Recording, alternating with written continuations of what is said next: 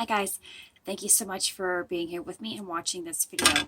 I had tons of notes that I was going to look off of, but it's on my phone here and I'm using my phone as my camera. So I am just going to wing it. And in this video, I'm still going to stick with the sacral chakra. And the reason why I'm doing that is because this area, along with the root chakra, has a lot to do with our sexual energy, which is our life force energy, our safety energy.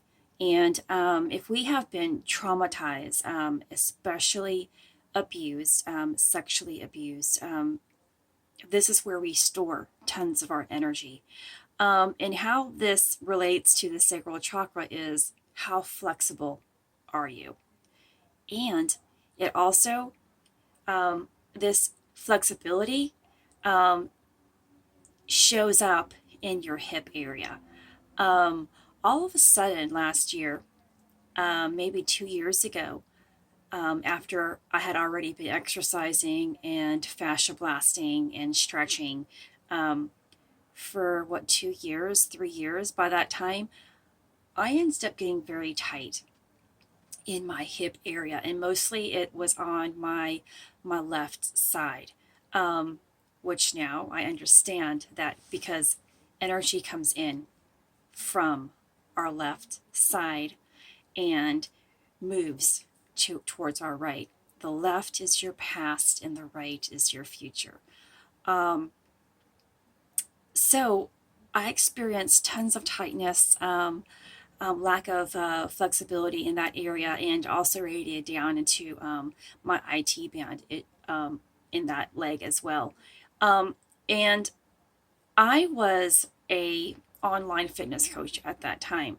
So, and I enjoyed that part of it. And I honestly felt as if I was always going to be a health coach. I had visioned that I was going to open a business and do this permanently forever. I could see myself doing that. I had worked myself up into having the confidence in myself to do that. And but then something happened, and I started having these emotions of, oh, I don't think this is me. I don't think I can do that. I don't like that. It's not part of what I'm capable of doing, or it didn't make me feel comfortable. And I am not talking about, when we need to get out of our comfort zone. It is, you know, the pureness of who we are. And we always know what we should be doing and what is right for us. And if you feel uneasy about something, you need to really focus and pay attention. But I kept pushing myself for another year almost in this online business to succeed. I was afraid of letting people down, especially my challengers and the people all over social media. I didn't want to let people think that I couldn't do this. And I had to get out of my own head. And I eventually did stop being an online fitness coach, and it was a huge lift off of my shoulders. Um, and the tightness kind of subsided. Now that I can think back, it kind of subsided a little bit. There's a little bit of tightness and lack of mobility in that area, but it wasn't as bad any longer. And so here I have been opening up to what I now call my true purpose. And I'm not going to tell the world what it is yet because it's still in the works. But it's going to be huge, and it is huge. And I'm very grateful and thankful for it. So the past 14 months, I have been opening up to this, and I have just been allowing things to flow and to exist and to learn and absorb, and until I'm actually given insight as to, here, this is it. And I know pieces of the puzzle. I know what it is, but it hasn't taken place yet, is the thing. So I'm at another point here where change is necessary. And it's been coming up for the past at least a month, maybe two. I don't really recall, where I don't feel inspired to give on my social media pages, or in my groups that I have. Sometimes there's a video that I want to do, and sometimes there's not. So there's not a lot of flow um, on that end. And I know it's because a change is coming. And, back in December, it was when God told me to just be. And I didn't really listen, I guess, because my heart still wants to give. My heart wants to be there for people because that's just what I've always done. And I feel that if I can give my best self, I am doing my job. But my job is even greater than that. So I am at a change again, and I have began to feel a little bit of, well, the tightness is, came back a while ago. So, but now I am feeling it ease back up, is what I'm trying to say. It is easing back up again.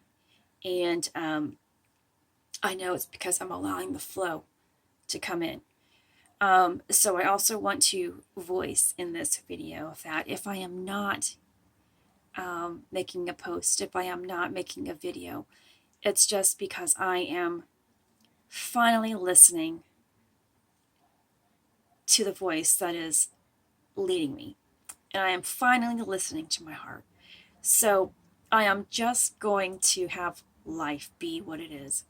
And if things come to me, I will do it. I will post and I will make a video. But don't think that I'm going to be absent and I'm not coming back. I am preparing. There's a time of just being and allowing for the preparation of what this huge thing can possibly be in your life to manifest. There's a time that you have to take time to figure things out, I guess, if you want to call it that. And I know I have gotten off topic. So, again, back to the sacral chakra, because it determines how flexible you are in your own life. How flexible are you to change, to understanding, to seeing that life is trying to tell you all around you that this isn't the path that you should be on, or this is what you should be doing. And are you paying attention? If you aren't paying attention, you are going to feel tightness, possibly in your hip area, and it could go down to your knees, depending on the amount of tightness.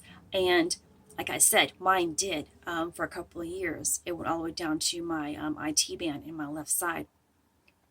And the pain could also radiate to your back, your lower back.